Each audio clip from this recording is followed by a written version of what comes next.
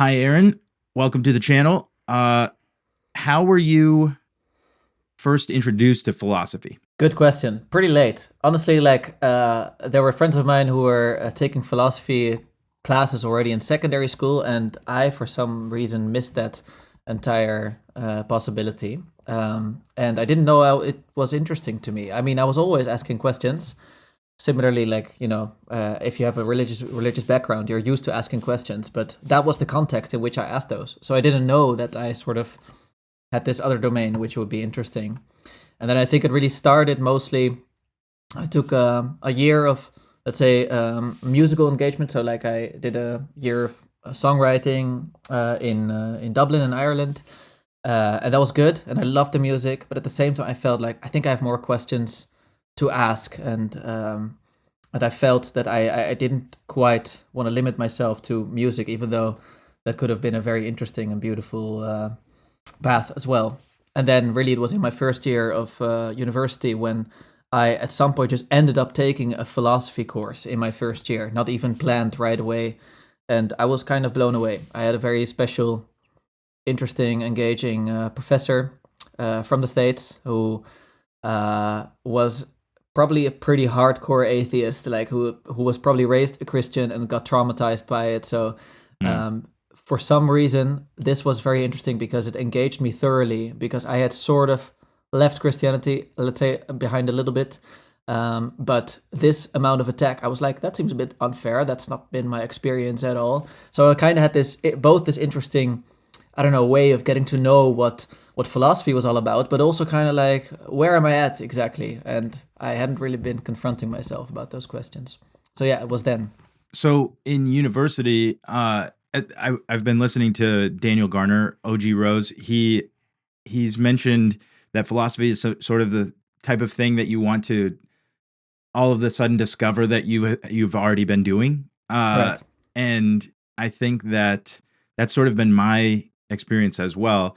I can remember talking to someone in Chicago when I lived there, and I didn't really I wasn't a Christian at the time, in the sense that I wasn't following Jesus or any of his teachings, or I had no belief structure. But I'd sort of grown up with the understanding metaphysically that there was a God, and that made sense. And so I was also being confronted with sort of just kind of base level, popular level atheism, and I was like, I mean, come on, like I'm asking all these questions, like, you think this, you think that, and they're like, oh, can we please just like not think about this? And so that's my version of, it's just Hmm. sort of the way that I navigated life, is like asking these questions Yeah, makes sense. and pursuing uh, truth in some sense, like, you being someone that studies philosophy, that like truth is a difficult word to pin down.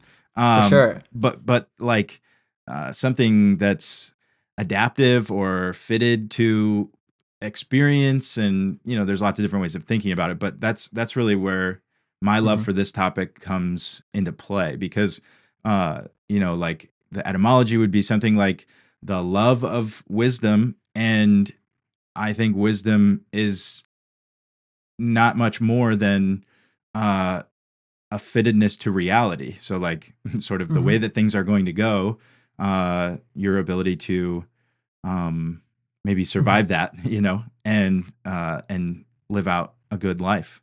I Yeah. had uh, Ken Lowry on, and we talked a little bit about the good life. And I wonder if you have any thoughts on that, just as far as like what gripped you with philosophy. Uh was it sort of related to that, like what is good, what Hmm. is the good life, or something else? Yeah, no, I think definitely. I actually got kind of disillusioned after I took a master's afterwards, where I realized that philosophy was also about language, etc. Like it was about all of these other aspects that, at least when I was introduced to them, felt much less related to indeed the good life. But definitely in my bachelor's, I got introduced to philosophy sort of as a way of life, if you want to use the sort of the Pierre Hadot kind of understanding of it. And this was because my philosophy professor was both very well versed in, let's say, ancient Greek philosophy. So, that's obviously the Platonic dialogues, even though he probably hated Plato to some extent. I think he was much more of an Aristotelian. But nonetheless, we also read, I think it was nonetheless a fan of Socrates. We read a lot of the pre-Socratics. So he was interested in, how did philosophy become alive for these ancient peoples? And then I think he skips a whole bunch, which is probably where where I was undertrained and I got confronted with the facts of that other part of the history of philosophy. And then he will go, let's say, all the way to the 19th century to people like Nietzsche, Kierkegaard, eventually a little bit of Heidegger, even though he became disillusioned with it. And those philosophers too are again asking, okay, this is very interesting, all these epistemological, metaphysical problems, but what does it relate to my life, and how can I sort of make this a fruitful living reality, if that's even a valid question, let's say, to ask. So definitely, I think especially existentialism, it does so to many people, let's say, who are still at university, but it really gripped me, and it really forced me to ask these questions again that I probably hadn't been asking for a while, and it was kind of a dark time. Existentialism is not supposed to be only fun. It's supposed to be really confronting and terrible and terrifying, and at the same time very hopeful and interesting. And so it definitely reoriented me on thinking what life is fundamentally about and what the good life is about. Though perhaps it was more about the meaning of life then, which is maybe related, but perhaps not essentially to the good life. Maybe now it is, but it wasn't necessarily then. Yeah. Yeah, can you say more about the meaning of life? Just because it's something you're interested in. I'm thinking of Vervicky's the meaning crisis. That's something that's been talked about a lot, and just trying to find meaning seems to be a struggle for a lot of people right now. Right.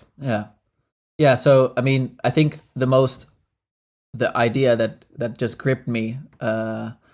Most of all of them, let's say, for a long time, and probably still, but for a long time, very much in the front of my mind was the death of God, as explained by Nietzsche, which probably everyone listening to this is familiar with it, let's say.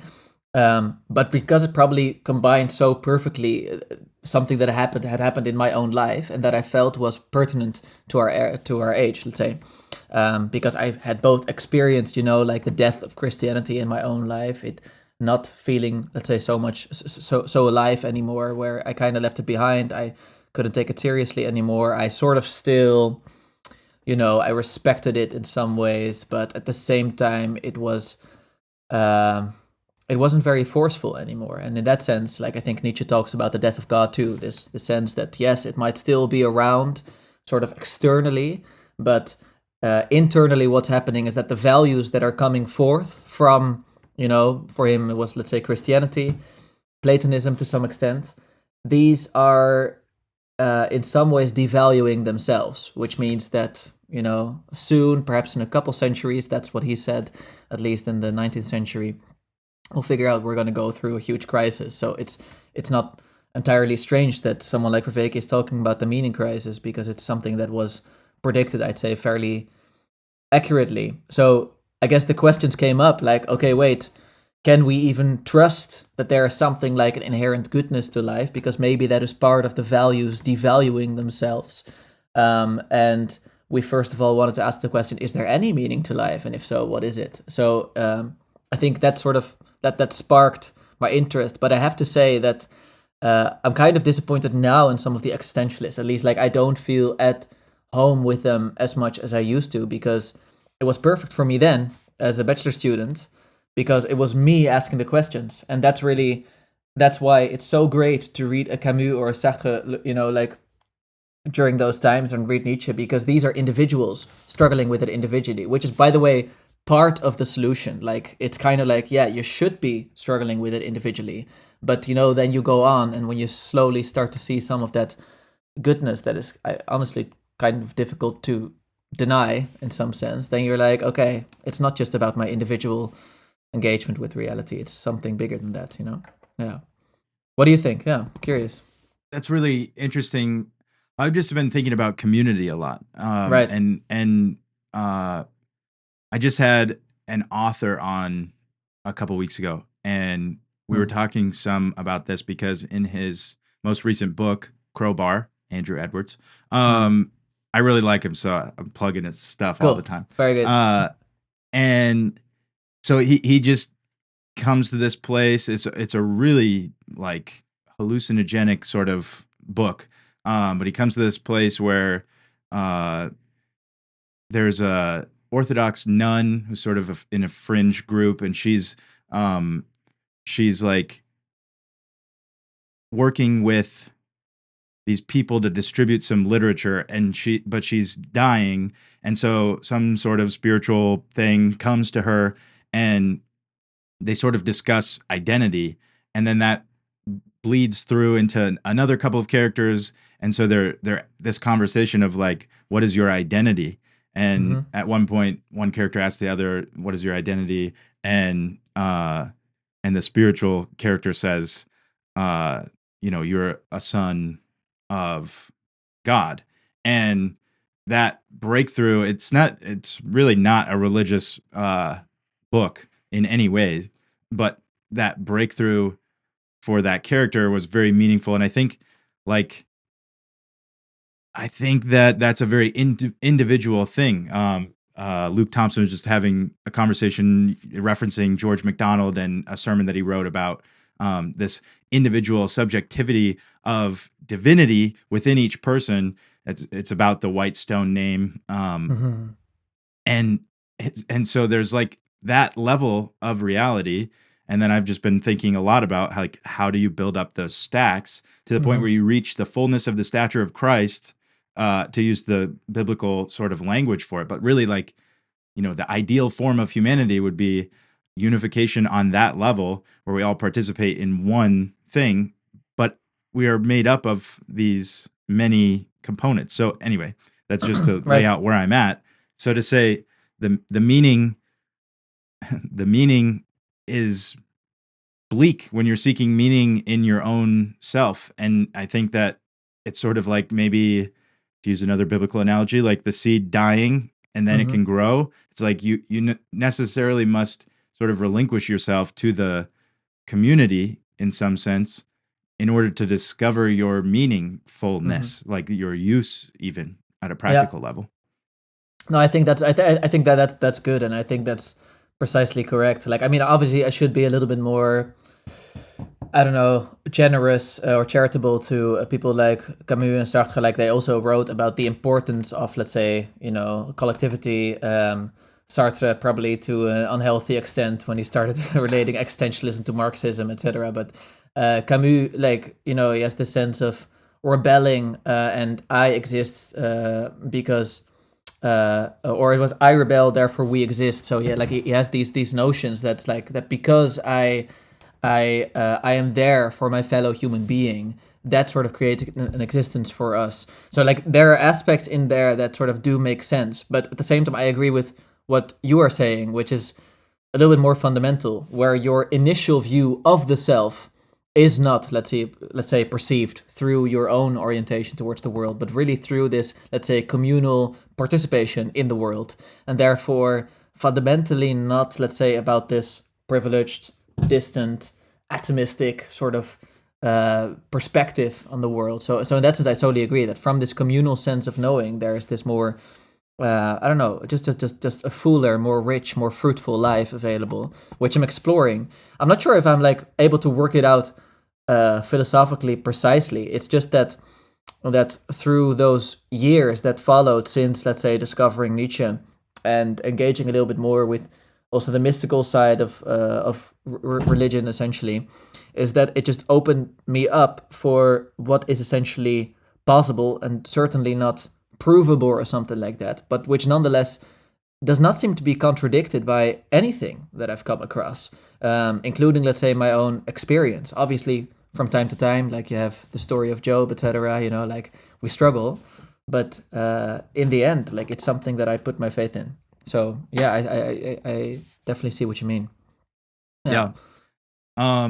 I did some back channel research because I wasn't sure where to compile a lot of you know facts about you or relevant information. So I asked your Well, you've dad and your spoken to my brother. brother, yeah, and my Yes, dad. yes, So yeah. yes, So I went to the source, and your dad asked me to, or told me to ask you, how your view on the use of the word love has developed. I don't know if this is associated in any way, because for I don't sure. know any more than that question, but Yeah. I thought I'd throw that out here. No, I think it's an interesting question. Like, it's I think he is both saying it in a kind way and also messing with me a little bit, because I kind of told him, like, I was always criticizing, like, when he had me, he motivated me to read some of the stuff that he wrote, which I think is a good thing, right? Like, he wrote several books, etc., and he is also kind of evangelizing a little bit because he believes that's the best life. So he wants the best life for his own children. Like, I think that makes good sense. Um, and I think I was sort of, especially when I was getting to know people like Nietzsche, I felt that the part of Christianity which was related to the death of God was, let's say, the more, like, so essentially the decadent Christianity was related to the sense of, like, oh, you're fine, universal acceptance, love, kumbaya, and there was nothing. At least I felt there was very little that was in any sense muscular about it. Very little that was able to sort of stand up for itself. It was just like, and if you disagree, that's also fine. It's sort of like, so I just kind of felt there was nothing forcefully sort of pulling me in. And I honestly felt that's not where the answers really could lie. And I remember when I was reading some of his stuff, that this constant use of the word love was kind of like something I was just like, yeah, it just makes some of your writing look very soft, like, just in the sense that it's like, okay, it's nice and it's welcoming, but at the same time, it's not really, it's not making a demand on me. That's how I read it at the time. So I disagree with that Hmm. notion now, but at the Hmm. time I was just kind of like, yeah, it's acceptance, but, like, where's the story? Where's the adventure? Like, honestly, I just kind of feel that there was this sense that love was, essentially this love on a Hallmark card. It's become cheapened, and I do think that's true. By the way, I think there's a huge risk in love, because I think John Vervaeke talks about this too. It's like, oh, I love a donut. I Hmm. love my pet toy. I love my friend. Oh, I love that show. And it's just like, okay, so you're gonna use that same word, love, like, to talk about the essence of the world. It's like, maybe that might be part of decadent Christianity. So this was my perspective on it at the time. So, and I think there's lots to be said for that.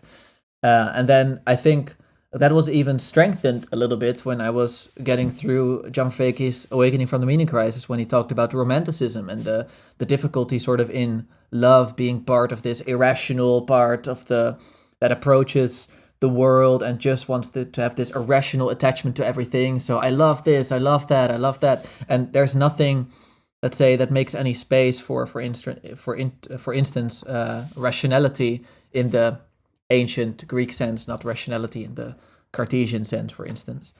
And I kind of felt like, yeah, okay, so there's definitely a problem with, not necessarily with love as a cosmic force, but with the word love. Like, it's become very confused. But I have heard other perspectives on it. So, first of all, I would say that, like, for instance, Jonathan Pajot has mentioned, like, it can be seen as a weakness, but it can also be seen as a huge strength. Like, we talked about all of these ancient senses of the word love. Like, you were talking about the love of wisdom, philia sophia, right? Like, so this friendly love of wisdom. We have eros, we have storge, we have agape. So there's all these different facets of love, and then it's like, it feels like a loss that, whenever we talk about love, that we associate it with this Hallmark card as opposed to agape, right? Like, what that could mean. Hmm. And at the same time, that's incredibly powerful too. And I hadn't really thought about it that way, that it's like, like, this notion has become so central that it's everywhere. And yes, that has some downsides, but at the same time, it's quite powerful. So that's, I think, one way of saying how it has evolved. I think another aspect is honestly just, my increased appreciation for Christianity, let's say, for like a bunch of years now, where even for our own wedding, I selected, it's almost like a cliche, cheesy thing to do now, and I'm aware of how it could be misused or misinterpreted. But we selected the love chapter, the famous 1 Corinthians 13, or I think in American it's 1 Corinthians 13. Yeah. Yes. And and it's only about love, and that's because essentially there are, I guess, also moments of personal experiences where I've realized that love most fundamentally is indeed sort of this cosmic force. It's sort of it's there at the start of reality, and that's very difficult to explain rationally. But there's definitely this sense, and I think my dad also does some of this in his writings. Like where you can even look at the course of evolution about sort of this love that pulls things together, but also creates forth, etc. And then to eventually see the build up towards something like agape, that's just historically so powerful. And then all of a sudden, you have this understanding of love that is not a cliche, but that is incredibly powerful, that can be subversive to existing power structures. And then all of a sudden it becomes an adventure again. It becomes this story again, right? And yes, I'm still sad to see it being misused and cheapened, etc. So it's not like I'm like, oh, any instance of the word love is great. But at the same time, I have a great deal of respect for it, and kind of, I'm even a little bit scared of it sometimes. Like when I really realize it, like honestly, I can get very emotional because it's so overwhelming. It's not even something I can rationalize. I can't comprehend it fully. It's just something I can participate in. I can be overwhelmed by it. What's that like for you? I know sort of now you're getting an insight into my background. But yeah, tell me about what that's been like for you. Yeah, I resonate with your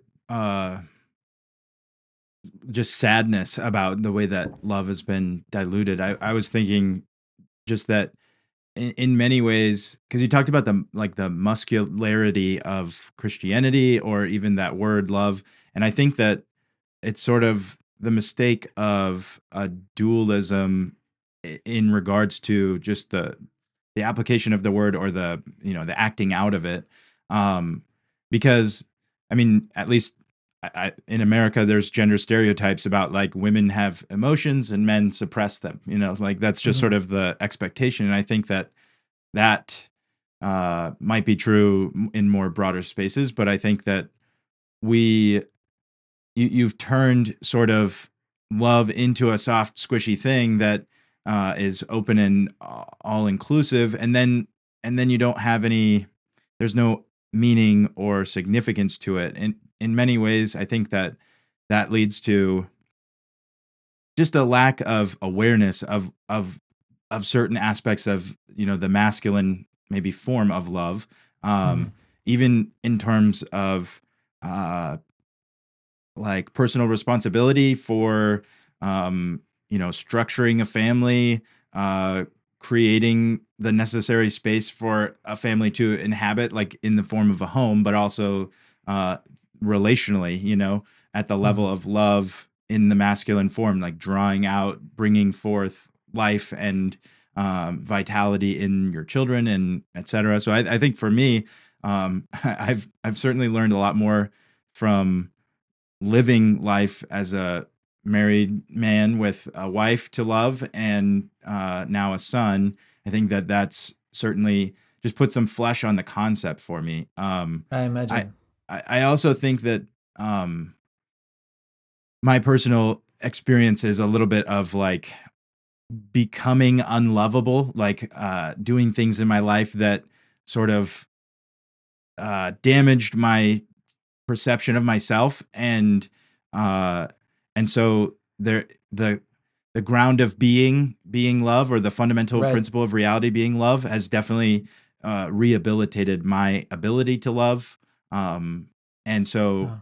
I think there's a supreme power that makes you fall on your face, and at least me, it makes me worship, like Yeah, and if I just can add one point, like it's also like that part, like so the ground of being love, like precisely everything you say is like that shows that it's already, it's there, it exists, it's laid out. You just have to participate in it. It's not like, oh, I have to force it in this sad, difficult, tough world. It's like it exists fundamentally, right? Yeah, Yeah. yeah, right. It's like the discovery of love. I think C.S. Lewis's autobiography is surprised by joy, and uh, and I think that it's an interesting just the way that the book's written. He sort of like writes all the way through, and then eventually he's surprised, but it sort of colors all of the rest of uh, the story that he led up to the point where he's surprised.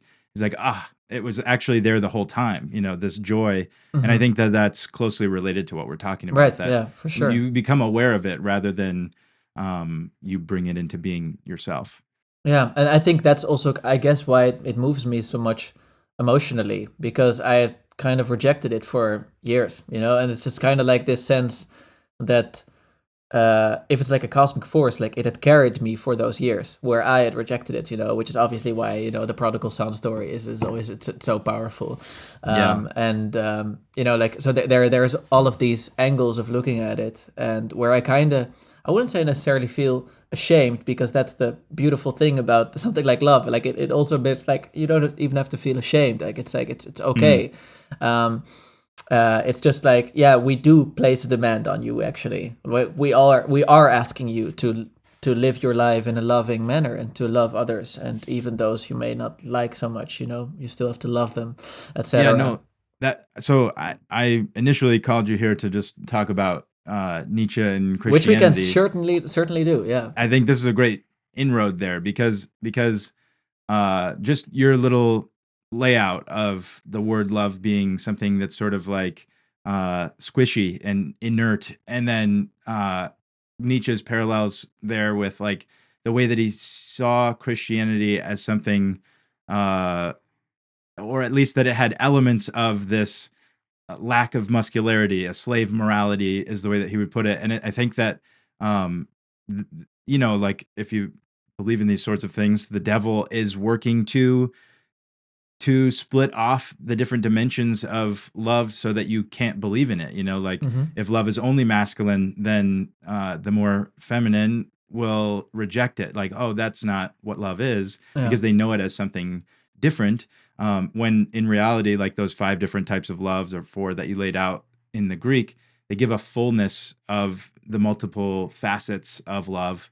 And Yeah. so I was just thinking that like, there are many dimensions to it, and I've always seen through, I think, some of what Nietzsche objects to in Christianity, because it's like I think that you're dealing with a false representation of Christianity to say that it is, if you were saying totally slave morality, or that's the orienting principle of the entire thing, because he even gets into, well, okay, let's not do this too sloppily. I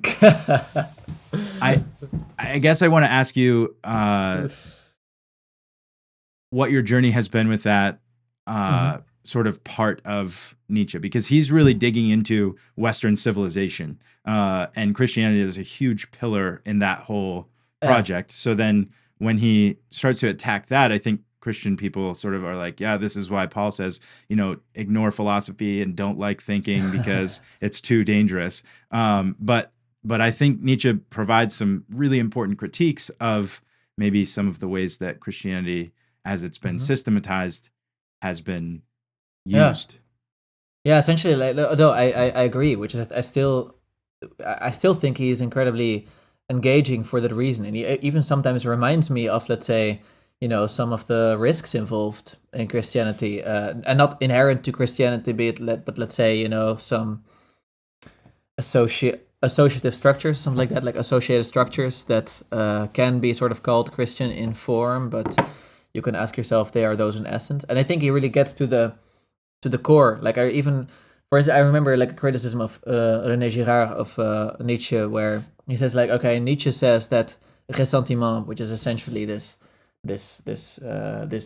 vengeful sort of sentiment that is building up inside someone because it can't, I don't know, it can't react in sort of this bodily powerful response, so it's just sort of sitting there and making Yeah. someone feel sick and therefore hateful and resentful, etc.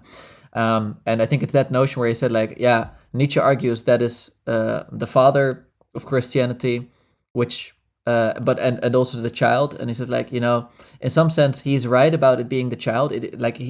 Girard agrees that essentially Christianity places such a demand on us that it does have this risk of sort of resentment towards the powerful, etc. Like it has this risk, but it's certainly not the father. It's not, let's say, the origin course of Christianity. Like the origin course is a lot more pure and interesting. Can I just interrupt for a second? Yeah. I was thinking of Marxism a lot in my little research that I did for this, like just refamiliarizing myself with genealogy of morals. I was Right. like I didn't actually go all the way to figure out when Marx wrote his stuff, but I think it's after the fact. But it's so interesting that that Nietzsche is identifying what's happening. That's the way that I would read him. Not saying that this is what should happen, but that this is what has happened and what will happen because of it. And so Yeah. he's sort of like playing that role of prophet or whatever, just somebody that's paying attention. And Yeah. when it comes to Marxism, you see exactly what he's talking about with the slave morality of the weak or the people that have no claim to power, no leverage to get what they want. Mm-hmm. They sort of utilize the Christian system, language, message in order to invert the power structure and claim Right. power for themselves. And so you see that laid out very well by the deeply demonic Marxian logic and doctrine. And so many people will say, like, oh yeah, Marx is so bad. But Nietzsche's saying Christianity is so bad. So right. No, I understand. Yeah. Well, it depends. Like obviously, according to Nietzsche, indeed, like as you say, like I mean, he wasn't personally familiar with Marx. Like it's kind of interesting because they lived contemporaneously, and it's technically possible he saw Marx names appear somewhere, but we can't find any trace of it in his writings. Also, not the other way around because Nietzsche simply wasn't famous enough. But yeah, according to Nietzsche, essentially Marxism, like he did talk about he used the word communism sometimes. He definitely used the word socialism a lot of times. Where he did specify, like, that's essentially this, secularized form of Christianity.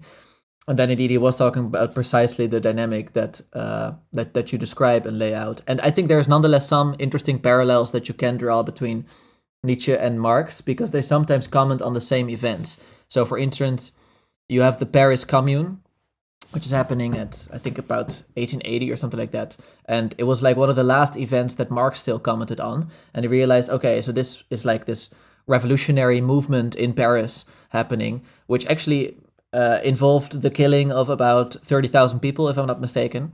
So it was this pretty big thing. But at the same time, it was also this rise of, the proletariat. And honestly, this is like a big source of where some people took a stance like, no, it must be about peaceful protests. And other people took a source like, no, the revolution must be bloody. And essentially, Marx, unfortunately, like he really sided with the latter, like where he was kind of like, yeah, I mean, essentially, we expect to see far more of this. But kind of in this way that's like, yeah, and this makes sense. Like, essentially, I think he was talking about state parasites, like in the same quote. So he has this sort of slave morality, at least, like when he talks about those who are in power. And Nietzsche, he also comments on the Paris Commune, but more in the sense like, socialism is doing some pretty strange things. And then it's like the famous quote where he says like, where he starts off saying, the Paris Commune was only a small thing compared to what is to come. Like, I expect that in the coming century, humanity is still alive enough, like it's not exhausted enough, that probably, it will run the experiment of socialism, even if it will cost, let's say, a vast expenditure of human lives. So essentially saying that 25,000 deaths, like you have seen nothing yet, it will become way worse.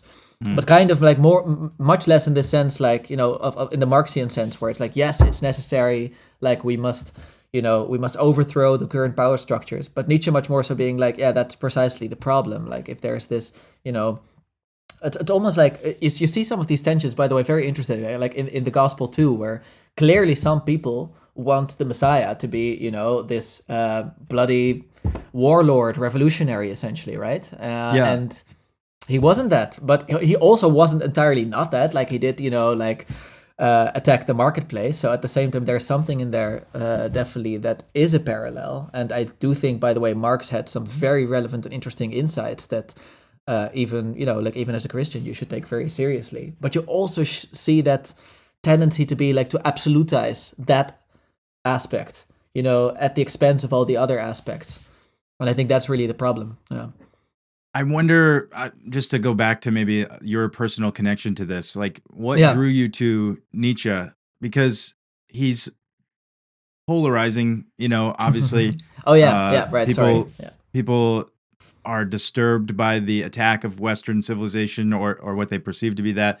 Even just his declaration that God is dead. There's like 3 Christian movies about how God's Yeah. not dead. It's like what a great rebuttal that is. Totally missing, obviously, the point. But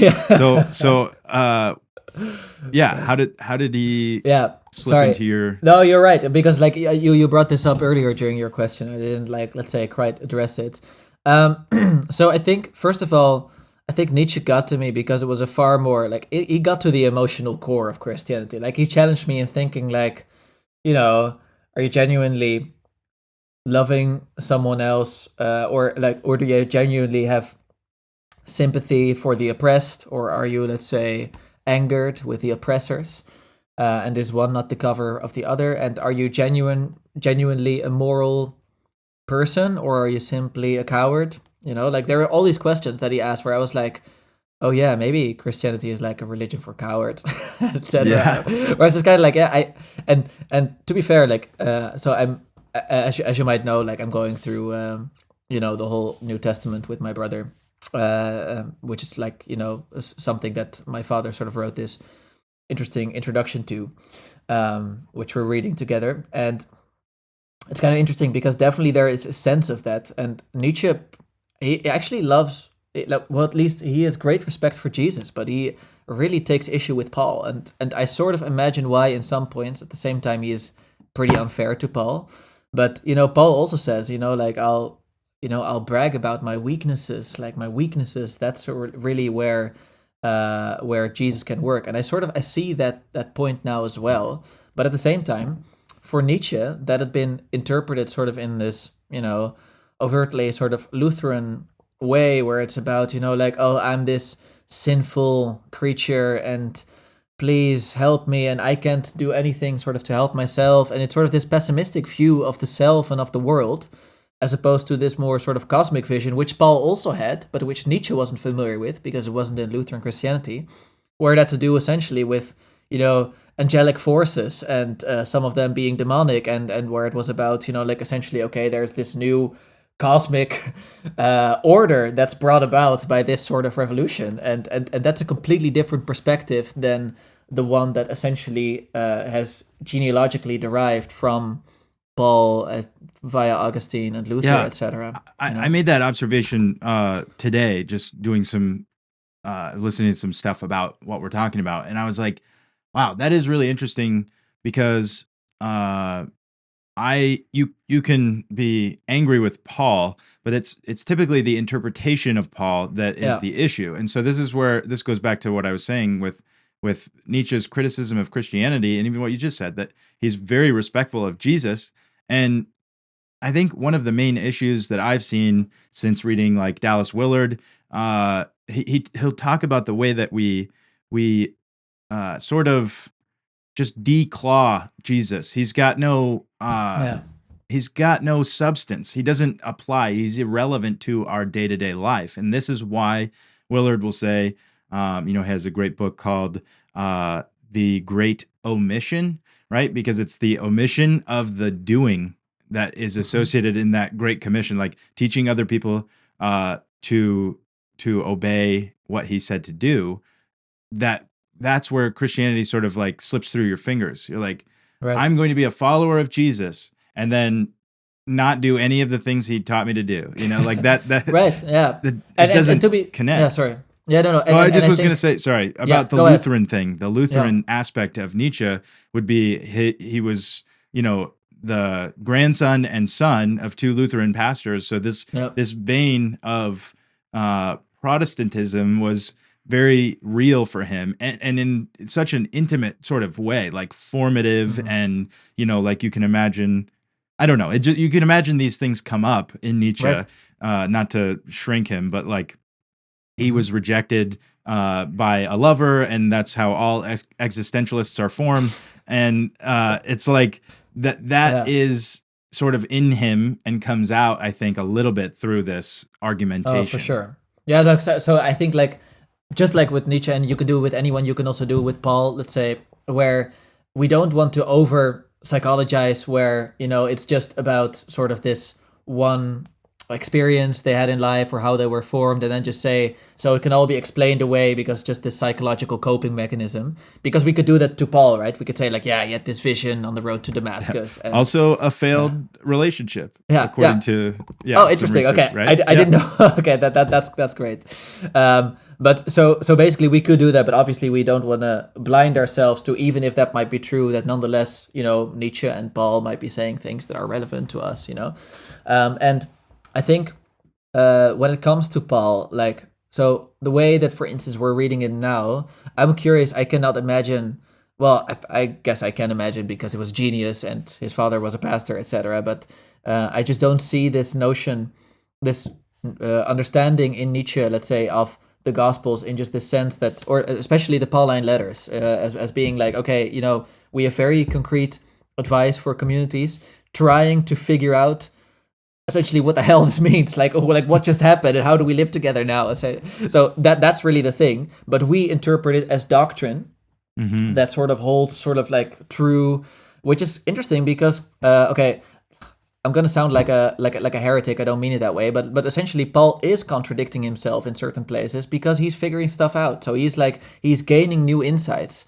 So he's not fully contradicting himself, but he's just kind of like, oh yeah, okay, I guess I went a little bit too far there. Like that probably opened up too much of, let's say, the radical understanding, and now I should become a little bit more of a moderate, etc. Yeah, and an interesting or an important point here is like that can be doctrine and irrefutable, or what's the word, like scripture is immutable or something Oh like yeah, that, yeah, like yeah, yeah, yeah, yeah. inerrant. That can be Inerrant, yeah. inerrant in essence, because if you read like Yeah, what's happening in a way that's, I think, just authentic, or some yeah, maybe generous to the people that are writing this of rather course. than rigid, Yeah. then you can allow for the story of this. I just talked to your dad, and it was so great. This episode will come after that, but it's like, Yeah, I was hoping to listen to it before this, but I will definitely do afterwards. yes, should be out Monday. But Okay, great.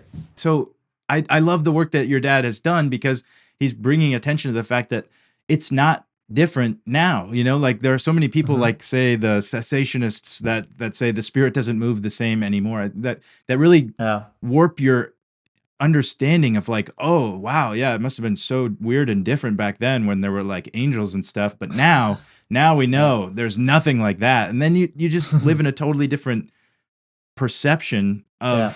of reality, whereas reconnecting with the humanity of Paul will allow you to say, oh yeah, he was trying to figure it out, so maybe Yeah. we should try to figure it out. You know what I mean? Like, Yeah, which is exactly, and by the way, and that still doesn't stop us from, I think, discussing the aspects of Paul that were like generally just like, that were just so genuinely revolutionary. I'd say, like, they were just so fascinating, like that just don't find any sort of seeming precedent for.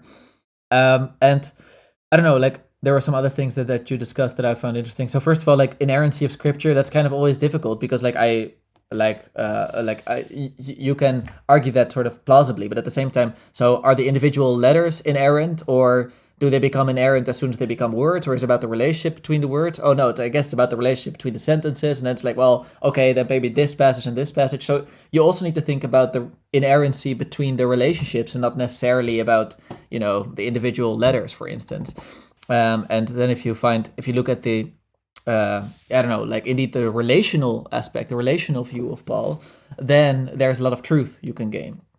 I would say that, I like just as a defense of Nietzsche, like Nietzsche understanding Paul doctrinally, let's say, if I can put it that way.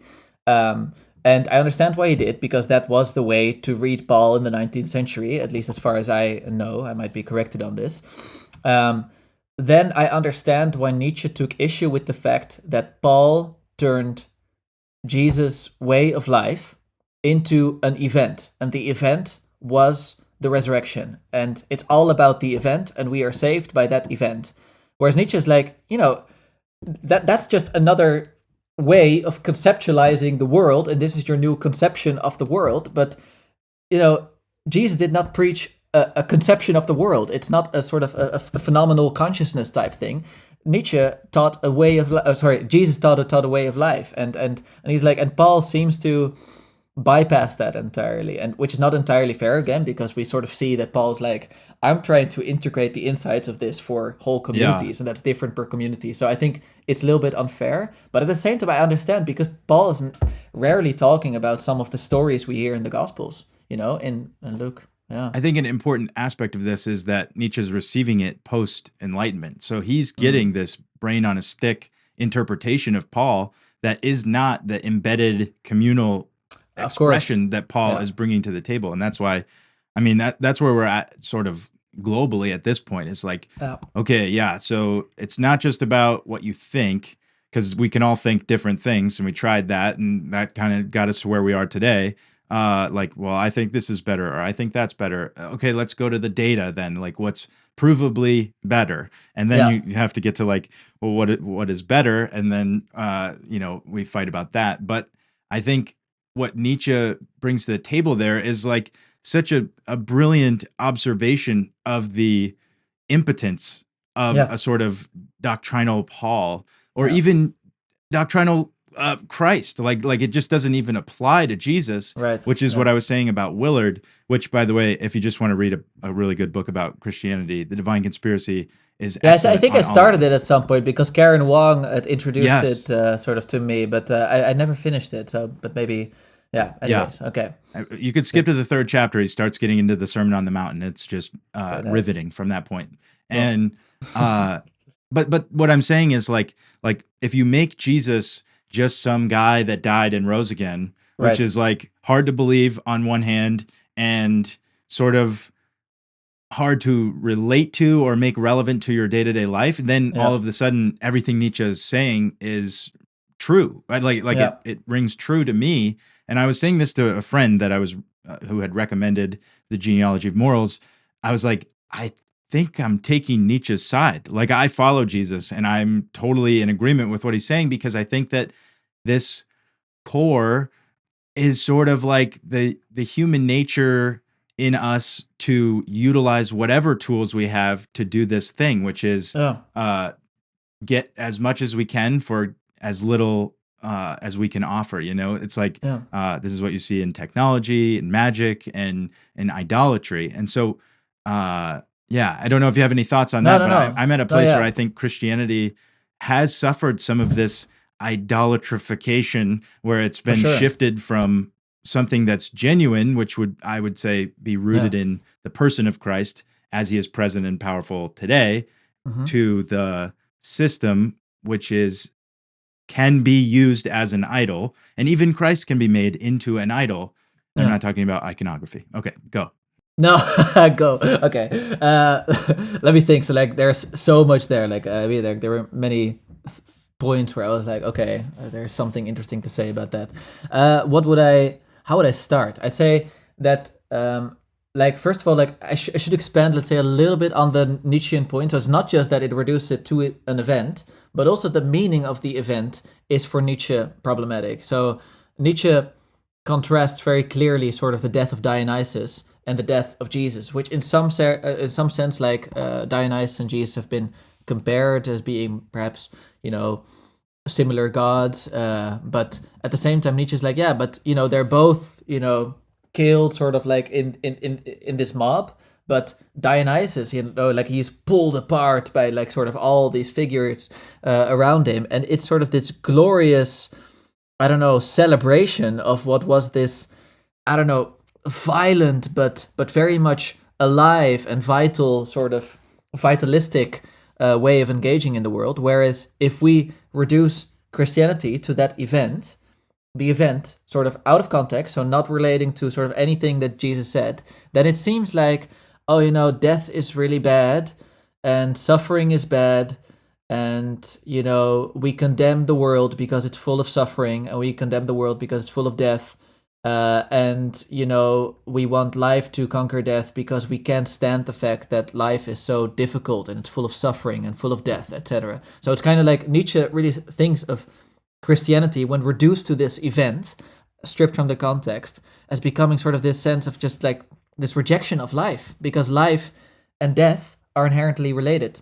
And essentially, like I think he's mistaken, but I understand very much why he takes that to be the view. And when he also listens to certain other Christians, when it seems like, yeah, they are condemning suffering, but almost all suffering, where it's like, okay, some suffering can actually be really good for you and can actually be really helpful and can sort of be this doorway. But it seems like Christians were sort of overtly, perhaps in his time, perhaps still today to some extent, were, I don't know, just like this suffering as a reason to condemn this world, and therefore to hope for an afterlife where there's no longer any suffering, and therefore this fundamental rejection of the world in which we live. So I think Nietzsche really took issue with that, and I see sort of Christianity definitely having problems, because it seems like Christianity was also isolating itself somewhat, perhaps today, from the world, where it doesn't necessarily, like, it wants to comment on matters, but kind of like, yeah, the world is a broken place, it's a corrupt place, etc. So there's this risk there. At the same time, I now see the truth of that. Like, I see that, and I've also been reading David Bentley Hart, and he really, I don't know, like, I think he really has a really good argument saying that actually Christianity has a pretty good equilibrium here. Like, they have a really good balance of saying that, you know, this is fundamentally God's creation and it's good, and we go back to the start of Genesis, it's good. And at the same time, it is a world of suffering that we can't fully be at home in. And I think, like, it's keeping that balance. It's not going the Gnostic route where it's like, well, creation is broken, it's bad, you know, like, so it's not going as far as Nietzsche sometimes says. Sort of it does, which is why we praise creation, you know, like we don't condemn it. But I understand where it's coming from, and I definitely see this strain where everything that is earthly, everything that is sensuous, everything that is sort of related, it's just like must be rejected because we have this pure soul, etc., which is preparing us for an afterlife, etc. So those are just some things, but I didn't get to all of it because I just went off. What do you think about that, and what are your thoughts? Well, I was going to go back to something I thought earlier when you were describing love as something that's sort of, you know, pastel colors and everybody's accepted and all of this. Right, It's yeah. like, I wonder about your experience with the church as it relates to that understanding of love, because in my context, my experience of the church has been sort of more on the fundamentalist side of things. So then that's actually extremely muscular, but it's very like, Mhm. I don't want to try to not be insulting, but it's like, uh, you know, sort of sticking your head in the sand in a muscular way. Yeah, Like, no, I'm just going to think what I think, and you yeah, can't trick me with your science or your facts, you know, like, and I think there's a lot to be said about standing up for yourself, standing up for something, but to the rejection of even just like phenomenology, you know, like I think that some people right. maybe are more sensitive or creative and they're pushed out of a group that's more focused on rigor and doctrine and keeping everything the same as it was handed down to Hmm. you. And so then there's somewhere in the middle, obviously, like a golden mean between everything is accepted and nothing is accepted. But yeah, so what's your relationship with Christianity on that point? I guess just to relate it to what you were saying, I was thinking Yeah. like there's something in Nietzsche that is so right about the way that uh, we have we have lost our connection to life and vitality, and I would say phenomenology again, but just like our experience of life in a way that discredits our claims about Christ and the life, Mm, the eternal kind of life that he showed us how to live. And right. so that disconnection is difficult because then you want to claim all of the beautiful benefits of it in a sort of all accepting, Pollyanna universalism sort of way, where that obviously doesn't ring true either. So Yeah, that's what I right. was thinking. Yeah, no, no. So like, I think the last point that you say, indeed, like it talks about the need for that healthy balance, and by the way, why I precisely think that actually Christianity can be extremely healthy, because like it has this opponent processing that Nietzsche is, Hmm. by the way, also trying to achieve with Apollo and Dionysus, but like it's trying to stretch those. You know, like there's this thing that Christianity are both the world, or like, Christians are both the world's biggest optimists and pessimists at the same time. And it's like, yeah, Mm. I think that that's sort of the opponent processing.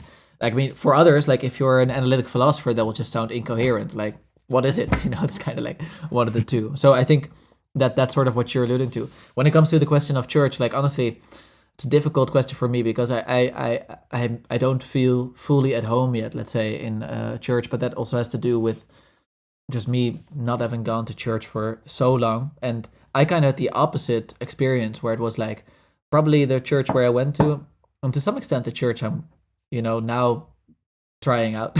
Like I've not been attending for long. I'm not a member officially. It's something me and my, by the way, originally non religious wife are exploring. But what I wanted to say is that it wasn't that muscular, but it was open. So it was actually very much like you can ask all kinds of questions, which was kind of nice. So like, which is also why I can imagine probably my philosophy professor having a similar experience where he was like, he was traumatized by the, I don't know, the dimension of Christianity that you're describing. So he was just describing all of these, I don't know, downsides of Christianity that just didn't ring true to me, because for me I had probably the opposite experience where it was really like, okay, yeah, it was not muscular at all, but fortunately, I was allowed to ask questions, and that was beautiful about it. And unfortunately I still felt it was, weak in some ways at that time, and that also has to do with, the way you are attuned to the situation. So it's not a condemnation of what it is, it's a condemnation of the way it presented itself to me and how I allowed it, let's say, to be presented to me. And I think something similar is going on right now, that like I'm trying to find essentially, I like if I'm gonna go back to church, which yeah, I don't know, which is still like, let's say, a difficult subject matter, because I just always, even in friend groups, right, I always feel like a kind of outsider. Um, but at the same time, I really see the beauty and value in it, and I really think like it's one of the only ways to establish something we talked about earlier during this conversation: genuine community, where it's about between different age groups, different social classes, etc. Like where I genuinely commune, like I'm genuinely sort of in fellowship with other people who I'd otherwise probably wouldn't talk to, or even and if I would, it would kind of be this distant kind of way. But now we're doing something really intimate together, which is kind of interesting, and so virtuous, I think, too. And that's just so rare. So I still think it's a good thing, but I would also say that I struggle with it, and that I am like I'm one of the kind of people. I'm curious about yourself, by the way, like who definitely like I visited an Orthodox church a few times and a Catholic church, and I definitely saw the appeal, but at the same time, it felt too removed from the entire context that I was raised in, where I could kind of see like perhaps this is sort of part of the response to the meaning crisis in some ways, but at the same time, it could bring about, let's say, this more personal, I don't know, like not crisis. Like I think that's put a bit too strongly, but definitely something that I like, that would be so difficult for my wife too, like who is not at all raised religiously, and then all of a sudden to see her husband not just go to, let's say, the Protestant church slowly got to know via my family, for instance, via some of my friends, etc., but just this fully completely different thing that she has no frame of reference for, which also demands a lot from you, etc., which has expectations on marriage, for instance, there, and also about her participation in it, officially speaking, and then it would be this case like, okay, then I guess I'm gonna explore this church journey by myself, and yeah, you probably won't join me, and I kind of like felt like, no, I think at this part of our lives, it's something we have to figure out together, and then I don't know what the future will hold, but that's sort of, yeah, sorry that this became very personal. I'm not sure if I'm No, responding that's intellectually. good. We like that here. I think that uh you were just asking how I relate to that, or what type of Yeah. person I am in that way. And I think that What kind of church I do you attend now? Also. we don't attend one Mm. regularly, but we have connections with. We're good friends with the pastor that moved from Idaho to here to take over my uncle's church. My uncle ran a church for 42 years, and my grandfather ran a church for a similar amount of time, maybe 48 years or something. Amazing.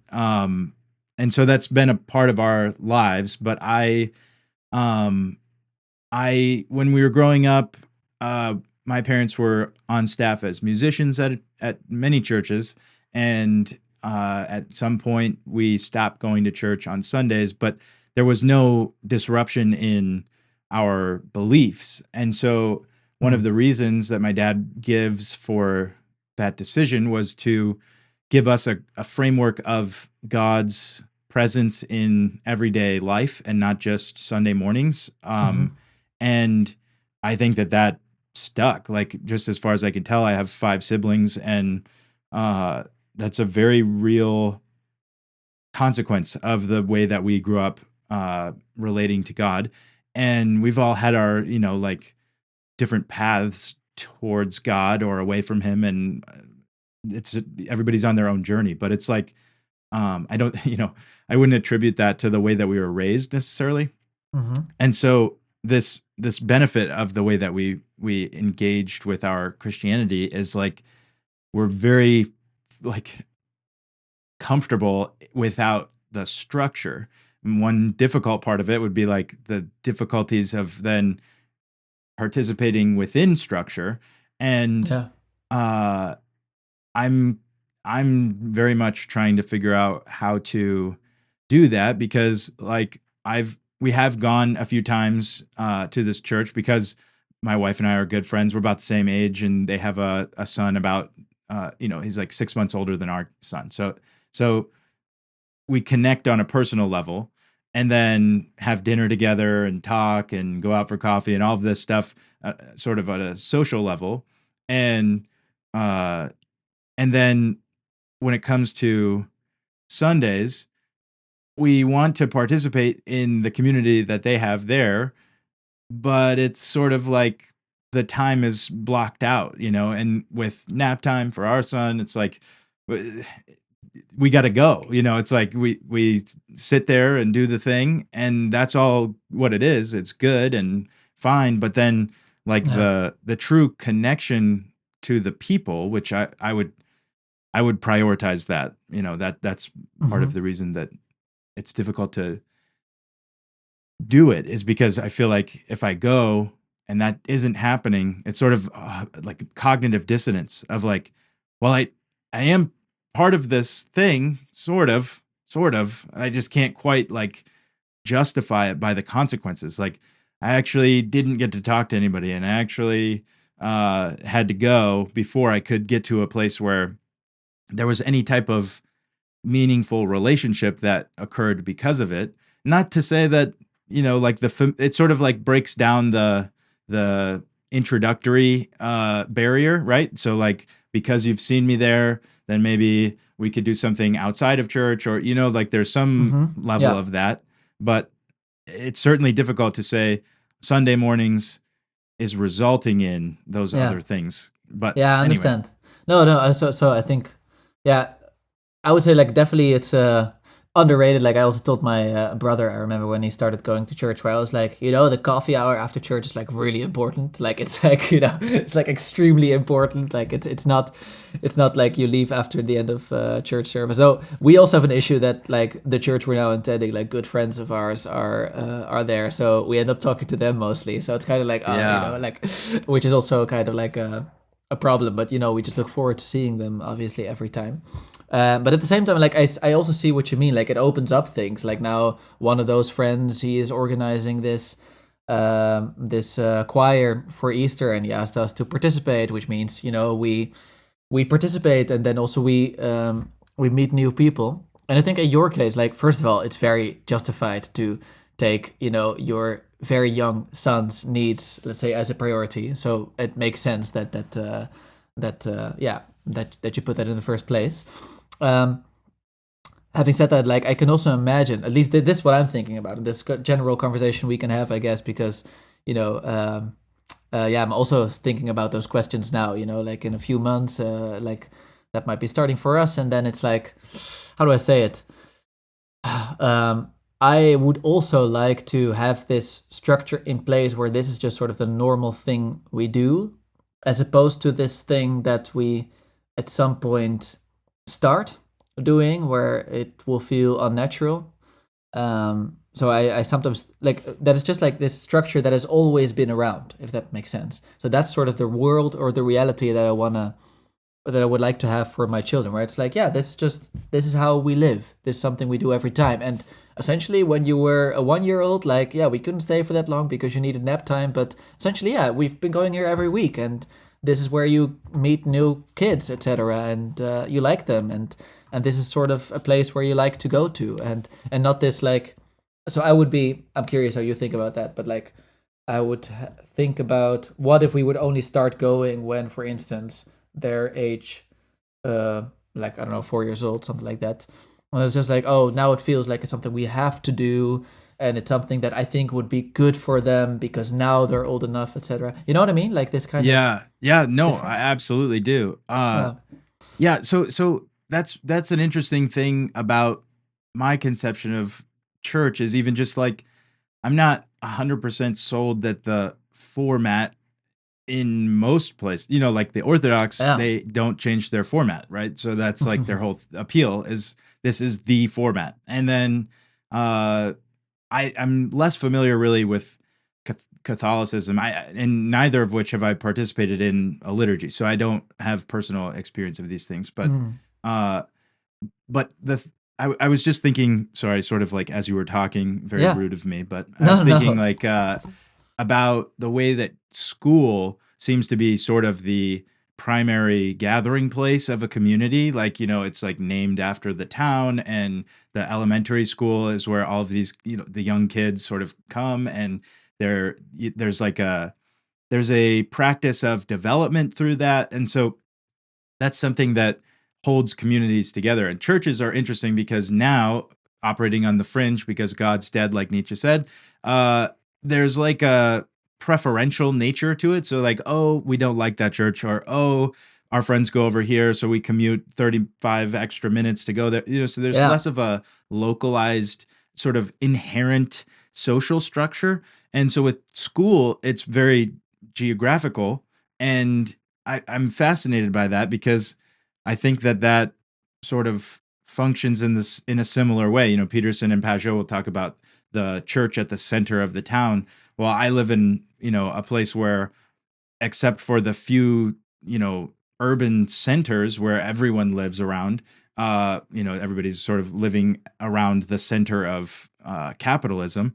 The towns are largely like Mhm. gutted as far as industry goes. There's nothing on Main Street except somebody's craft store, the post office, and yet these ornate buildings from the main lines all exist sort of dormant or decaying at the center of these towns, where the schools, constantly receiving tax dollars and all of these things, they're sort of like this new space for society to take place. And Mhm. if you've heard Jordan Hall talk about this, he talks about the three sort of uh, parts of his triad, which would be the society, which is a simulacrum of communion, community, which is only possible on the basis of communion, and communion is a separate thing here. And so he associates communion with like the sacrament, but like the connection to God and Christ. Mhm. And I think that I think that is really good because the this church I've been talking about, they serve communion, and that's really meaningful and valuable. But then if it's divorced in any way from the community or the even the society, like Yeah. I'm having a hard time saying that I'm like a part of this church in any way.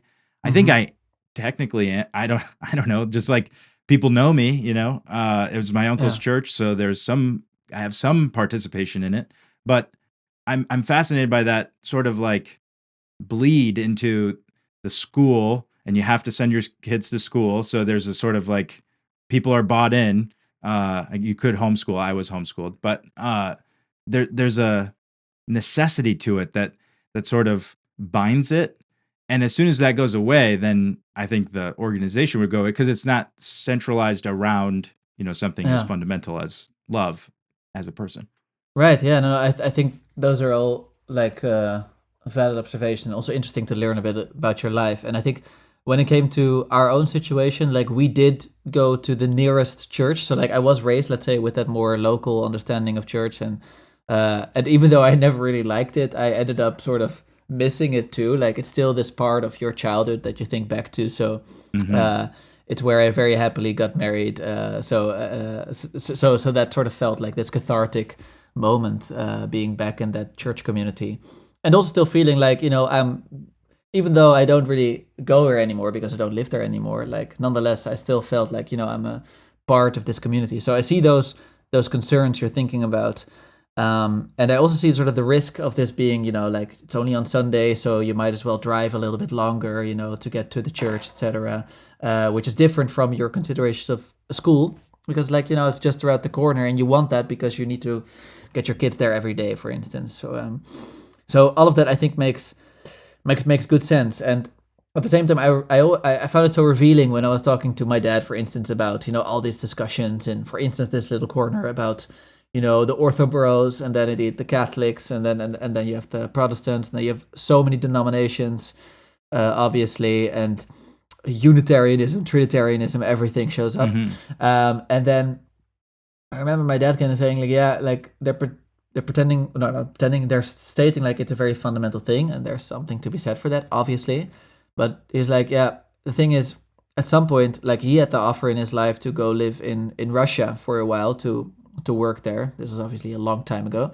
And if he would have, it's like, yeah, he would have attended an Orthodox church. And it's like, and it would have brought us to, let's say, an Orthodox church. But he ended up living in South Africa, and then he attended the church there, and then he went to live in the Netherlands, and he attended the church there. So it's not for him as much like, oh no, but the Protestants, they have the right doctrines. Like, and it's precisely what you say, like this sort of selective, almost like consumerist mindset, where it's about like, what really fits with me, placing sort of, almost the conceptualization before the community aspect, because you're thinking about, okay, what fits best with my own personal convictions about the world, which is completely different from what you see Paul doing, which is like, you live there, how are you gonna have a community together? Which is very different than like, no, you must sort of, believe this, and this is the only right way. Like you can see that he slightly adjusts his messages depending on who he's writing to. And that's okay, because the core is preserved. I think it should be. Like, obviously, if you think you have a church that is spiritually dangerous, like that's a separate story. But generally speaking, I think there's so much to be said for just going to the nearby church. So, yeah. I don't know if you've seen Gray Hamilton around the corner, but No. he interviewed Jordan Hall, and I reached out to Gray, and that's how he was my into the TLC. I didn't know about it until he told me about it. And but he's been talking a lot about how he and his wife go to a mega church in Dallas, and it sort of aligns with at least the way that sort of his origins in Christianity. So it's like just kind of continuing to participate in the path that he was set on. But the thing that is really invaluable to them is the life group, or the small groups that meet in different communities. And so they have at least one other couple, maybe two, on their street that are a part of that group. And so they have like a men's group that does things together, and then they have their midweek sort of meals together, and they've been doing John Mark Comer stuff, which is that's all descendant from Dallas Willard, but just very communal based sort of life together, rule of life, like really challenging each other to sort of live as followers of Jesus, as disciples of Jesus. And so that's what he ascribes value to. And it's not that there's no value to the Sunday morning gatherings, but it's just not social in any way because there's 5,000 Yeah. people, and so there's no way he doesn't even know his pastor. He said recently, like, I wouldn't like go up to him because he doesn't know who I am. Like if I saw Yeah. him at a coffee shop, it would be awkward, and that's so strange to me because maybe I'm being too literal here, but like if you read the New Testament, there's none of that. That's the opposite of what a pastor is. And so, Yeah. like even Paul, in his widely distributed sort of reach, he was probably one of the more famous members of the group. It's like he intimately, familially related to these people, Hmm. writing their names down, and he probably didn't get to meet every single person because their number was added to daily, right? Like there's new people coming in, but like his connection is fundamentally personal. And so when it comes to Gray's story, I bring it up just to say, like, for a while I was super fascinated with like the small micro church sort of local, hyper local models, and like how can we do this, and maybe that's something I'm called to do, that sort of thing, because I was in a just regular sized church with, like with a building, and we meet on Sundays and Wednesdays and that sort of thing. But and that was sort of chafing me in certain ways. And so I was trying to figure out like, oh, maybe it's just the way that we're doing. Maybe it could just be smaller. But the problem I find is like I don't I don't know where to draw the line on that. So then I slide the scale all the way to like, yeah, nobody, like we don't need to be associated with all these people. It could just be, five families that get together on Hmm. Saturday nights or whatever. And then you get into this weird space of like, well, what are we going to do? I don't know. I like to read the Bible. I like to think about God that way. Some people are good with music, that we could sing. That's fine. Yeah. Are we going to do a meal every time? And then you get into like all of the particulars of trying to figure out the details and the logistics, and who's going to Hmm. take care of the kids because everybody has kids. That it's like you're doing the same thing, but you're doing all the work to Yeah. solve the problems That's how that the churches start or can start, let's say, Yeah. yeah, yeah. And with no intention of necessarily growing into any type of institution, but then it's sort of weird because you're imitating it on a very like, on the smallest of scales, like, well, are we going to pool our money to give to Mm. missions? Is that something we think is important? Like we can. You're more than welcome to do that, but nobody's telling you to do it. So will it happen? Yeah. Will it not? So it's all very strange. Well, it's And like, yeah, I think that's sort of where like Peugeot, where he states like, the hierarchy is like partly indeed this thing you go up to reach the top, but it's also the thing that protects, right? Like it's this structure that is already in place before you enter it, and therefore it has this stability around it where, let's say, people who are above you in the hierarchy also, if it's a good hierarchy, are more competent and therefore carry more responsibilities and therefore are able to carry you, etc. And that's really, I think, the some of the I'm not sure if risk is too big of a word, but some of the risks involved in doing this, let's say, from scratch, etc. And you see Paul also struggling with this, where like in some letters he seems to be leaning a little bit more towards like, yeah, maybe you do need actually some authorities, etc. And he is very critical of some of the I don't know, the behaviors, some of the understandings of what the gospel is about, etc. So we also can't just be like, oh, it's just the simple thing and there's no demands placed on us. right. And there's something to be said also for indeed entering an existing structure. But like, I'm not in your situation, so like I don't know all the possibilities. Like we live near so many churches, and the one we're going to now is like we cycle to the church and we're there in like less than 15 minutes, and that's sort of it for us. Yeah. But that's probably just not the case for you, I imagine. Yeah, I was talking to a friend, uh, James, for the people that watch the podcast, and um, he was just mentioning this was somewhat recently. I was struggling with like nobody wants to talk about any of the TLC things that I am always bringing up. Just philosophically, like why do we do this, or why do we do it this way, Yeah. uh, or what if we did it this way? And it none of those. I'm not trying to like make the church do what I want them to do. I just am interested. Like it seems to me like there might be a cause and effect with this format or whatever. And Mhm. nobody wants to talk about that. And my friend was like, have you ever thought about going to a church with like young people? And I was like, Yeah. huh, no, I haven't thought about that because Yeah. it's not been my experience. I don't think I've really been a part of a group of Christians that were really my age, except for when I met James.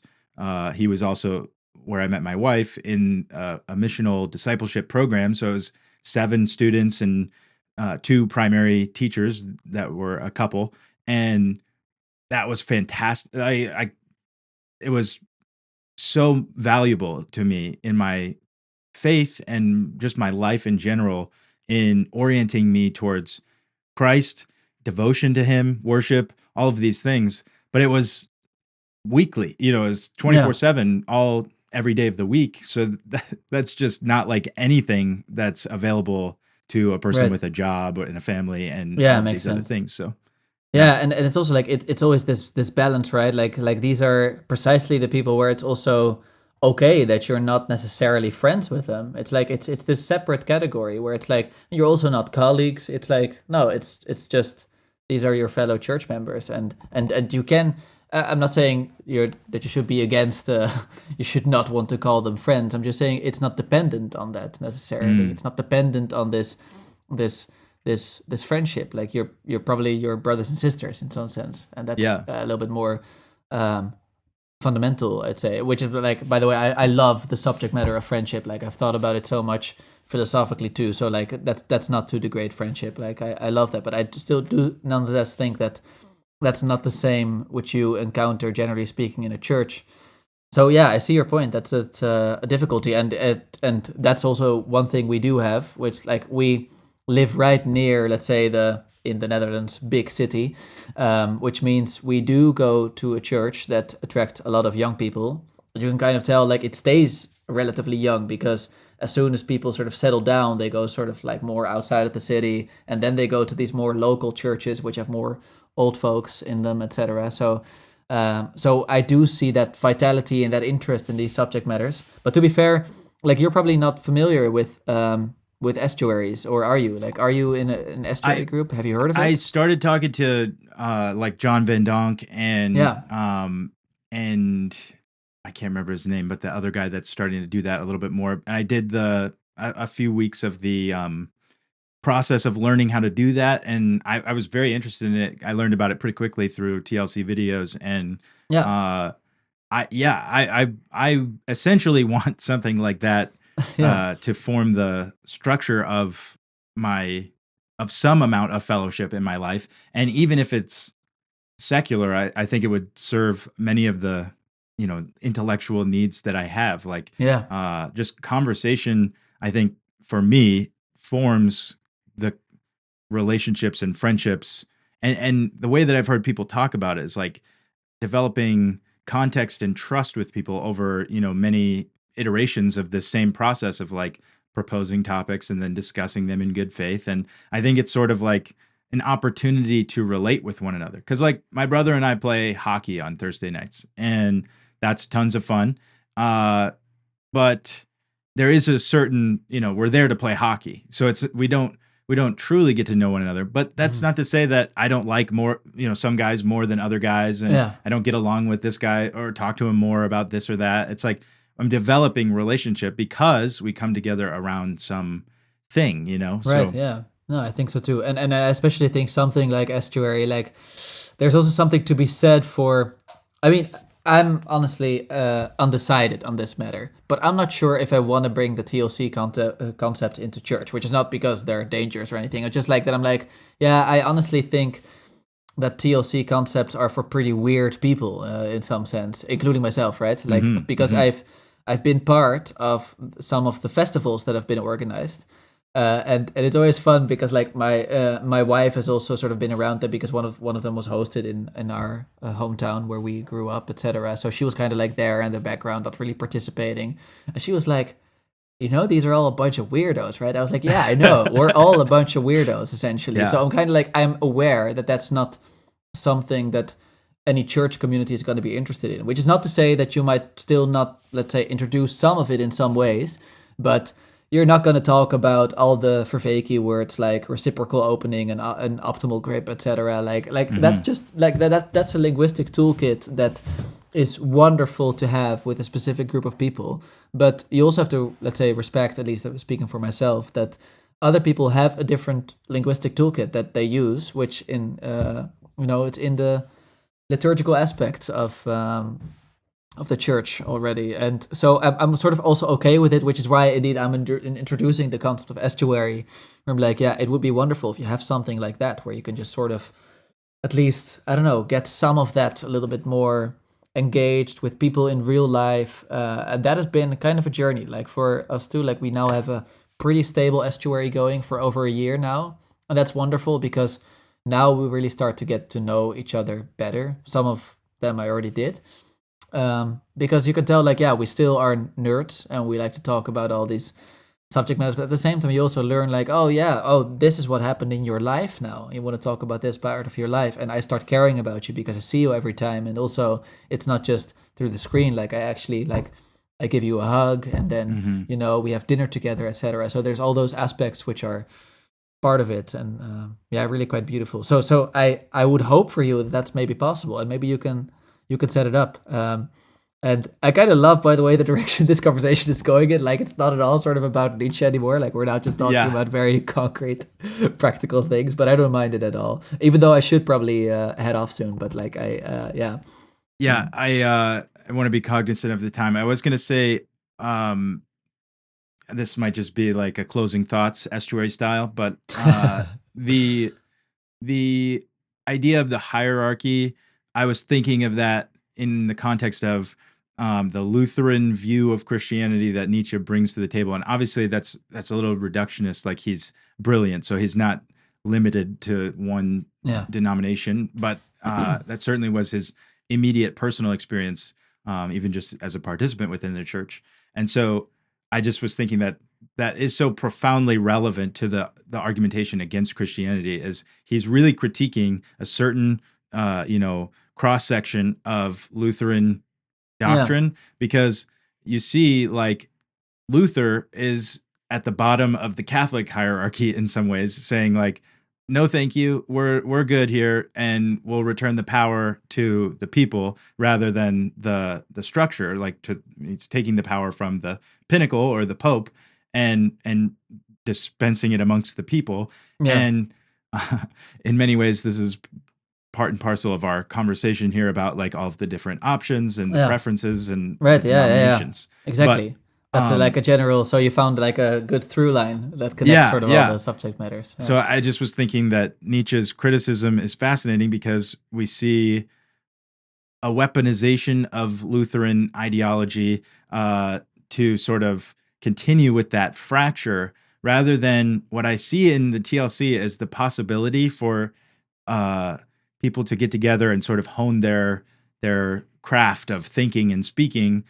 Even though we have warped into the Vervaekian language, it's like we're incapable of using words that aren't 3 syllables anyway. But the idea is, to me, that there's a sort of yeast, like leaven, like Christ describes the kingdom of heaven. This little bit of something can then be dispersed so we gather together to talk about these weirdo things because we're the weirdos. But then once we go back, we can be the weirdos in our community that nobody listens to and sort of are drifting to the outside of the community. But we do participate in it. And so we provide some of the opponent processing, which is very difficult and sort of strenuous work. And it's not an easy labor. But if you love, like, I love the church, I love the people, I want them to be built up, I want the fullness of the stature of Christ to exist as it seems to be laid out in the scriptures, and so my goal is never to eviscerate or demolish the hierarchy per se, but to participate within it in the weirdo sort of way that I can.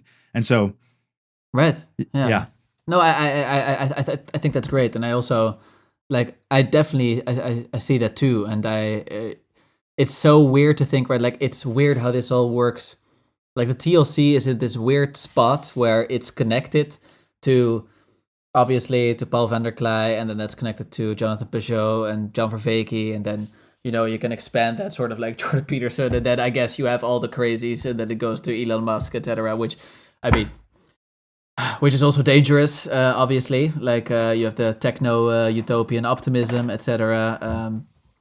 You have the risk of sort of how do I say it, response to wokeism, ending up too much on the other side, etc. So like there's all these risks involved, but nonetheless it feels very interesting and very alive. Like, and I felt that for a long time, that it scales up sort of so easily, and in that sense I totally see that it could be this opponent processing with some of the existing hierarchies, because in some sense what is happening here does feed into sort of the culture at large, which is why it's it's just so fascinating and alive. And honestly, like I have not been as much a part of it. Honestly, I should really get in touch, for instance, with some people. Like, I remember my brother, he was so sweet when I got married. He actually sent out a request to some people, like, would you like to congratulate my brother? So it was so sweet of him. And then they recorded the video. But then obviously there were all these people that were actually at my wedding, and I ended up thanking all of them. And I should probably get in touch with some of those people. But they're also, that really speaks to them being what is often described as relationality, another multi-syllable word,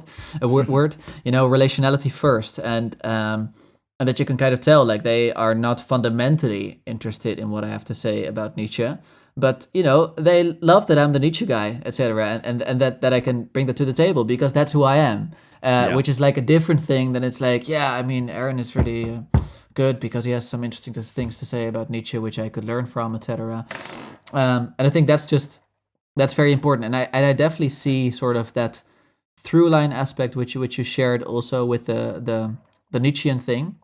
And I would say nonetheless, like, as a sort of like a challenge, but sort of like a loving challenge. Like, I remember there's this video of David Bentley Hart, who is obviously, he's an Orthodox Christian. I don't know if you know him, by the way. Like, have you read any of his? I haven't yet. I've seen him discussed all over the place, but yeah, exactly. Like, he's very out there, let's say. Like, and he has written so many books, and he's pretty. He's difficult to understand, and he's very polemical. So he's also a little bit annoying, but nonetheless, like, he's a genius, and he's also written this book against all of the new atheists, saying, like, how they misrepresent Christianity essentially. But then I remember, like, there's this one video on Closer to Truth where Lawrence Kuhn, like, asks him, like, okay, but would you say that any of the atheists, like, have good arguments? And he's just like, yeah, well, Nietzsche is the one who really understood Christianity, and so it's difficult to, like, precisely what you said, that you kind of feel like you have to side with Nietzsche because he is actually honest about things. Whereas, for instance, when you're reading Richard Dawkins, it's like, sorry, you don't know what you're talking about, and when you're pressed on things, you're not being fully honest. It doesn't seem like that at all. And then, he's a Christian now, Dawkins, so. Like a cultural Christian, I guess. You know. So I enjoy this opponent processing between sort of that Christian dimension of myself and of you and of this corner with the Nietzschean aspect. Like, I honestly think it can be fruitful, and I argue sort of like in what I've written about Nietzsche, and that, like, that essentially Nietzsche likes that too. He wants to have this opponent processing with Dionysus and Christianity. He doesn't just want to destroy Christianity. He's just scared that in and of itself, by itself, it could have this sort of decadent risk. And that's why I like what we're doing in this little corner, because we're anti-decadent. We're keeping things alive, etc. So thank you for that through line throughout the conversation. Yeah. Thank you, Aron, for your time. I don't know if you do anything online, like podcast or a blog, like, or not really. It's just like I show up every now and then. You could say that you can direct people to the series that we're now doing with my brother and with Michael and GP Xavier every few weeks or so on his channel. I will put a link to that for Lucas's channel. I've been really enjoying those conversations as well. And you've listened to them. That's nice. They're excellent. That's great. But thank you for your time. I appreciate it. And wonderful to meet you. Yes, absolutely. I'll see you again soon.